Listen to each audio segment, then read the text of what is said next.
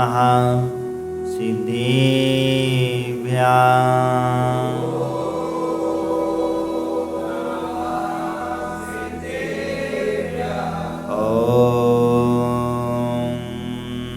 नमः सिद्धेभ्यः।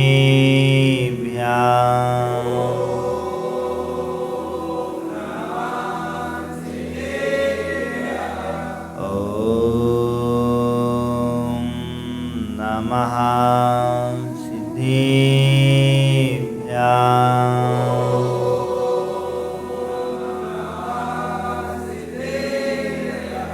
बलदेव महादेव खरार श्री चिंतामणि पाशनाथ भगवान की, शासन नायक महावीर भगवान की, चरित्र चक्रवर्ती प्रथमाचार्य श्री शांति सागर जी महाराज की, आचार्य भगवान श्री वीर सागर जी महाराज की, आचार्य गुरुदेव श्री धर्म सागर जी महाराज की, आचार्य गुरुदेव श्री विपुल सागर जी महाराज की, द्वादशांग चिरवाणी माता की। यति चैतन्य मुकुरी विभावा सीता समं भ्रांति द्रव्ये बेजन लसंतोतिरहिता, जगत साक्षी मार्गा प्रगटन परोभा निधिव्यो महावीर स्वामी नयन पथगामी भवतु मे। अताम्र्याय चक्षु कमलयुगलं स्पन्दरहितं, जनाकोपापायं प्रकटयति भाव्यन्तरमपि, स्फुटं मूर्ति यस्य विस्मृति मयि पाति विमला, महावीर स्वामी नयन पथगामी। नमन्ना केन्द्राली मुकुटमणिभाचाल जटिलं, लसत्पादाम्बोजे द्वयमयि यदियं तनुभृता, भवज्ज्वाला शान्तै प्रभत महावीर स्वामी। यदर्चा भावेने प्रमुदित मना दुर्यः, क्षणादाशी स्वर्गे गुणगण समृद्धा, सुखनिधि लभन्ते सद्भक्ता, शिव सुख समाजं किं तदा महावीर स्वामी। गणक शरणाभासो वयपगत तनुर्ज्ञान निवियो, विचित्रात्मापेक्यो निरपतिवर सिद्धार्थ तनया, जन्मापि श्रीमन् विगते भवरागोद्भुत गितिर, महावीर स्वामी नयन पथगामी भवतु मे। यदि यावा गंगा विविध नैकल्लोल विमिला, विविज्जानाम्बोभिः जगति जनतां यास्मपि, इदानीमपेशा विदुजनमरालै परिचिता, महावीर स्वामी नयन पथगामी भवतु मे। वापस देख लें।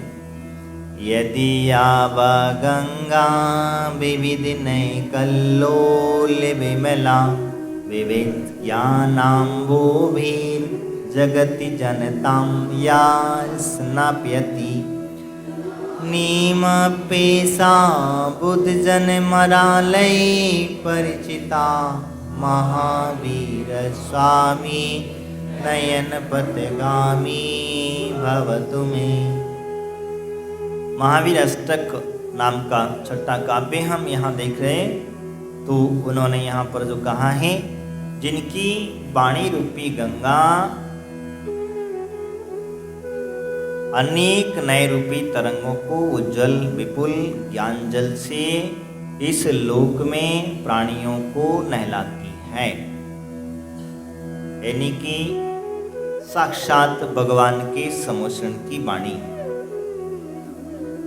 और भगवान की वाणी तो वहीं कीर्ति है, बाकी की जगह पर तो भगवान मौन रहते हैं।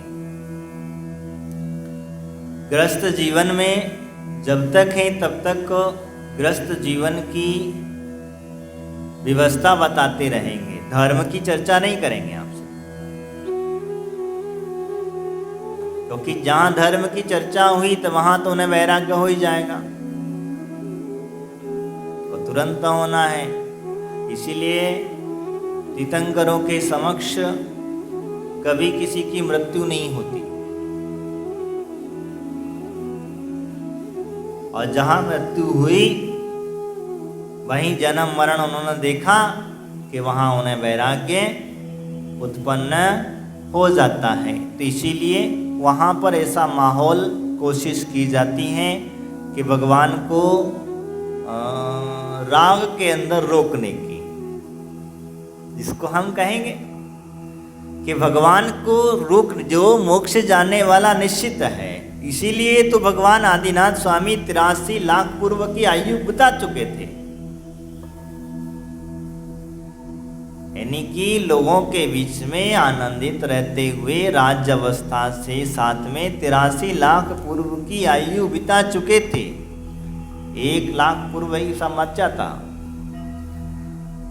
तो जब सौदरमिंद्र को इस बात की चिंता हो जाती है कि भगवान कहीं ऐसा ना हो इस राग के चक्कर में फंसे रह जाएं और मोक्ष जाना भूल जाएं, कहीं कुछ और अनहोनी ना घट जाए, तो निमित्त बन करके जो नीलांजना का नृत्य दिखाता है, भगवान के समक्ष जो प्रस्तुत करता है, तो जिसकी आयु कम बची थी ऐसी नीलांजना को भगवान के समक्ष नृत्य आदि के लिए पेश कर देता है। पेश क्या करता है, जैसे ही झटकते देखते ही आयु देखा, नीलांजना का मृत्यु हुई, बीच नृत्य के बीच में अपना शरीर तो उनका उड़ जाता है। कोई ऐसे अपने शरीर की तरह तो शरीर रहता नहीं है, उनका शरीर तो अगर इधर मृत्यु हुई उधर उड़ा, जैसे कपूर की माफिक भगवान का शरीर उड़ जाता है, वैसे ही इनके लुप्त हो जाते हैं शरीर, क्योंकि बैक्टीरिया शरीर हुआ करता है और बैक्टीरिया शरीर की विशेषता यही हुआ करती है। तो जैसे ही इधर मरण को प्राप्त हुई, इधर उसके प्राण छूटे गिरी, उधर सट से वो दूसरी कंगना उन्होंने पहुंचा दी। भगवान समझ गए कि जन्म मरण का चक्कर बड़ा विचित्र है, और वहीं उन्हें वैराग्य, क्योंकि वो वैराग्य कराना ही चाह रहा था। सौदरमिंद्र ने भी जो नीलांजना भेजी थी उसे पता था कि भगवान के सामने ये नृत्य करा देंगे, भगवान को वैराग्य हो जाएगा। तो ये व्यवस्था वास्तविकता में होती है। तो ये सब व्यवस्थाएं क्यों हैं कि भगवान को रोकने की। सौदरमिंद्र भगवान के समक्ष किंकर के समान खड़ा है, हाथ जोड़ करके खड़ा है कि प्रभु आज्ञा दें। भगवान का गर्भ कल्याणक से लेकर के जन्म कल्याणक और मोक्ष कल्याणक तक मनाने में तत्पर आगे खड़ा रहता है, आगे की पंक्ति में खड़ा है। वही वास्तविकता इंद्रों का इंद्र सौदरमिंद्र जिसको कहा जाता है। तो जब वो खड़ा है तो हम कहाँ हैं? हम तो कहीं नहीं है। और जब भक्ति करने जाता है, तांडव नृत्य उसका जब देखने लायक होता है, भगवान के 10 भव दिखाता है। वो जब नृत्य करता है तो भगवान के 10 भव दिखाता है। 10 भव में भगवान कैसे कैसे थे, क्या क्या किए और कितनी कितनी बाल कीड़ाएं और ये सब कुछ दिखाता है। तो ये भगवान की भक्ति में वो नृत्य करने में लग्न हो जाता है। तो इसीलिए जो कहा, तो यहाँ हम जो बात कर रहे हैं, जिनकी वाणी रूपी गंगा का अनेक रूपी तरंगों से उज्जवल विपुल ज्ञान रूप से, ध्यान समझिए, जिनकी वाणी रूपी गंगा जो है, इनकी वाणी में ही सरस्वती विराजमान हो गई। अब कहीं और नहीं है। जिन वाणी जिसको आप कहते हैं वो लोग गंगा कहते हैं, इसको सरस्वती कहते हैं, अलग अलग नाम से जाना जाता है। लेकिन हमारे यहाँ तो द्वादशांग वाणी ही है। 11 अंग 14 पूर्व जिसको कहा जाता है, जिसे द्वादशांग कहा है, और इसी को ही भगवान की वाणी कहा है, इसी को ही हम लोग जिनवाणी कहते हैं। अब आपके 11 अंग द्वादशांग की जो परिभाषा है, जो आपके प्रथमानुयोग, कर्णानुयोग, चरणानुयोग और द्रव्यानुयोग, ये 4 अनुयोग हैं। ये 4 अनुयोग यानी कि उस द्वादशांग के एक सूत्र के एक भाग भी नहीं है। एक एक अंग के अंदर में हजारों लाखों सूत्र हैं। उन सूत्रों के माध्यम से मुनियों का चारित्र, श्रावकों का चारित्र, विद्यानुवाद आदि का व्यवस्था, ये सारी व्यवस्थाएं वहाँ पर कई लोक की व्यवस्था, द्रव्य की व्यवस्था, 7 तत्वों का वर्णन, सम्यक दर्शन आदि ज्ञान का वर्णन, चारित्र का, ये सब ये यानी कि ये अंगों के अंदर स्पेशल अलग तरीके से यहाँ पर उस जिनवाणी के अंदर में समाहित होता है। लेकिन भगवान की जो वाणी है वही जिनवाणी, ध्यान रखना, और कोई स्त्री नहीं है। हम जिनवाणी को जो स्त्री के रूप में पूछते हैं वो स्त्री नहीं है। पहली बात ये चीज समझ लेना, क्योंकि भगवान की वाणी कोई स्त्री के रूप में या कोई उसका ट्रांसलेशन करने वाला नहीं है। दूसरी बात, भगवान की वाणी जब भी खिलती है ओमकारमय खिलती है। वह वाणी ओमकार में ही खिलती है, और वो 18 महाभाषाओं के अंतर्गत। इसके अंदर लघु भाषाएं कितनी हैं तो वो तो हमें पता ही नहीं है। जो जितनी जैसी भाषा में सुनना चाहता है, जिस अपना जो भाषा है उस भाषा में भगवान की वाणी को आप श्रवण कर सकते हो। जरूरी नहीं है, कोई स्पेशल भाषा नहीं है, ये भी समझ लेना। कहीं आपको लगे कि हमारा संस्कृत में, प्राकृत में या हिंदी में हमारी भाषा रही होगी, नहीं। आपकी भाषा अर्धमागनी भाषा है, और वो अर्धमागनी भाषा यही बात वास्तविकता कहती है। तो भगवान की जो वाणी है उन भाषाओं के द्वारा खिलती है। खिलती क्या है हम अपने अपनी भाषा में समझ लेते हैं, वो तो ओंकार ही है। उनके मुख से जब भी उच्चारण होगा तब वो ओम शब्द का ही उच्चारण होगा। ये बात और समझ लें। कहीं आपको लगे कि हम जैसे चर्चा कर रहे हैं उस प्रकार से भगवान चर्चा करते होंगे, तो संभव नहीं है। और उसी ओमकारमय ध्वनि से गंधर्व परमेष्टि जो होते हैं वो सूत्र ग्रंथों की रचना कर देते हैं, उस ओमकार की ध्वनि को सुनकर के उन सूत्र ग्रंथों की रचना करते हैं। और इसे हमने कहा 11 अंग 14 पूर्व की जो व्यवस्था है, ये हमारे गंधर्व परमेष्टियों की देन है। उन्होंने हमें बता दिया कि ऐसे सूत्र यहाँ इस तरीके से गर्भित होते हैं। अब आपने देखा होगा श्रुत स्कंद यंत्र, उसमें हड्डियाँ नजर आती हैं, यानी इंसान की हड्डी बनाई है। पूरा कहीं पीछे का स्ट्रक्चर जो है, इंसान की पूरी रीढ़ की हड्डी का स्ट्रक्चर दिखता है।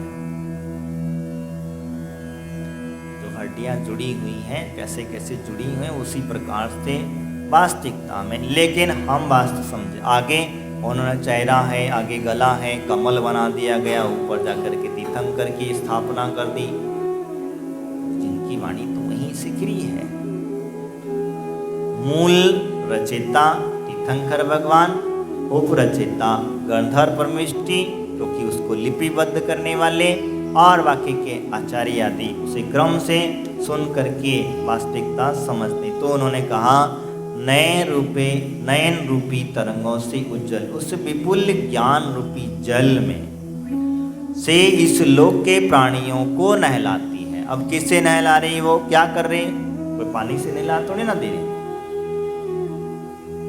आप जो स्नान कर रहे हैं वो स्नान है क्या? हाँ, ज्ञान रूपी गंगा से स्नान। तो ज्ञान रूपी गंगा है क्या? आप तो कह दिया ज्ञान रूपी गंगा है, लेकिन है क्या गंगा?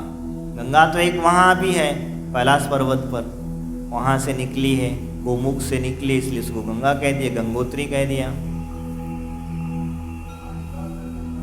हाँ, भगवान की वाणी, द्वादशांगमय वाणी।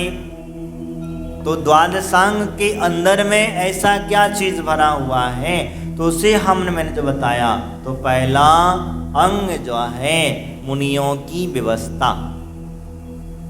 मैं आपको जो कह रहा हूं समझ लीजिए। पूरे सूत्रों के माध्यम से मुनि की चर्या, मुनि कैसा होना चाहिए, मुनि का चारित्र कैसा होना चाहिए, मुनि की आगे की व्यवस्था, ये सारा व्यवस्था जो है वो मुनि की व्यवस्था। फिर श्रावक की चर्या, श्रावक की व्यवस्था, आगे द्रव्य आदि की व्यवस्था, 7 तत्वों का वर्णन, ये सारी एक एक अंग के अंदर में वह सारा समाहित है। तो इसलिए इस बात को समझ लेना। विद्यानुवाद आदि, इसमें ज्योतिष आदि का प्रकरण है, मंत्र तंत्र आदि का प्रकरण है, क्योंकि इसी अंग को 10वां अंग है ये। इसी अंग को साधते समय हमारे मुनिराज, जिसे हम लोग वास्तविकता में चर्या से रिद्धि से भ्रष्ट हो जाते हैं, और वही कारण होता है कि आगे चल कर के वो ही मुनिराज आज हम वर्तमान में जिनका नाम नहीं लेंगे, यानी कि रुद्र के रूप में दिखते हैं। जो वर्तमान में मैं कह चुका हूँ, बीच में कई लोगों ने इस विषय पर मुझसे चर्चा की थी, तो मैंने बताया तो कि कौन है जिनकी तुम पूजा करते हो और कैसे बने। तो मैं आपसे जो कह रहा था, क्योंकि वास्तविकता जो अनंग तरंगों से, यानी कि विपुल ज्ञान से, जल से वह इस लोक के प्राणियों को नहलाती, यानी सभी जो कुछ भी प्राणी वहाँ पहुँच जाता है, समुद्र के अंदर पहुँच जाता है, उसे अपना ज्ञान भगवान दे देते हैं। आपको क्या चाहिए वो आपके ऊपर है। आप जो भी क्वेश्चन करेंगे वो क्वेश्चन मैंने आपको बताया। हाँ, अगर तीर्थंकर भगवान मौन है, भगवान की दिव्यध्वनि का समय नहीं है, तो आप गणधर से पूछिए। गणधर परमेष्टि जो वहां पर हैं, उनसे आप पूछ सकते हैं, तो वो भी आपको वो ज्ञान दे सकते हैं। लेकिन जो भगवान का ज्ञान है, वो ज्ञान गणधर परमेष्टि के पास पूर्णता नहीं है, क्योंकि गणधर के पास 4 ही ज्ञान है, भगवान के पास अंतिम केवल्य ज्ञान है। और केवल्य ज्ञान 4 ज्ञान को छोड़ने के बाद ही होता है, ये विशेषता है। तो इसीलिए हम इसमें प्राणियों के नहलाने की जो बात करते हैं, यही हमारे लिए जिनवाणी है। विद्वंजन हंसों के समान परिचित होते हैं। हंस जो होता है, हंस क्या करता है? हंस की विशेषता होती है कि वो मोती चुगता है। क्या चुगता है? उसके सामने प्लास्टिक, कंकड़, पत्थर के मोती रख दो तो नहीं उठाएगा वो। सीप के अंदर के जो मोती होते हैं वही मोती उठाएगा। या दूध ही पिएगा, पानी, दूध पी लेगा लेकिन पानी नहीं पिएगा। तो ये उन्होंने जो हंस की तरह विद्वानों को जो उपमा दी है, वो हंस से भी परिचित हो रहे हैं। यानी वास्तविकता में कहते हैं कि विद्वान जन जो होते हैं, वो भगवान की दिव्य ध्वनि से हंस की तरह क्या ग्रहण करते, क्या ग्रहण करेंगे? वो अच्छा ज्ञान ही ग्रहण करेंगे। कोई ज्ञान सामान्य सारा नहीं भरेंगे, सारा कचरा नहीं भरेंगे तुम्हारी तरह। इसका भी आने दो, उसका भी आने दो, यहाँ का भी आने दो, वहाँ का भी आने दो, नहीं। विद्वान की क्वालिटी यही है। और विद्वान वही होता है जो भगवान जिंद्र के बताए हुए मार्ग पर जो अच्छी चीज है, अच्छी बात है, उसे तुरंत ग्रहण कर लेता है, बाकी की गंदगी छोड़ देता है। जिनकी वाणी वास्तविकता में गंगा नदी की तरह, यानी वाणी रूपी गंगा अनेक नए रूपी तरंग, नए और समझ लेना, सप्त नए कहे गए हमारे यहाँ, सप्तभंगी जिसको कहा जाता है, सप्त नए, नए के व्यवस्था समझ लेना। वह तरंगों से उज्जवल, यानी कि भगवान के जो भी कहते हैं आप उसको कहीं से भी घटित कर देंगे, वो सत्य है तो वो सत्य ही कहेगा, उसे कोई जुटला नहीं सकता है। तो इसीलिए उन्होंने कहा कि तरंगों से उज्जवल विपुल ज्ञान, विपुलमती नाम का एक ज्ञान है। रिद्धियां 64 रिद्धियों के अंदर में विपुलमती नाम का एक ज्ञान कहा है। ऋजुमती विपुलमती जो ज्ञान है, वो जो ज्ञान की व्यवस्था है।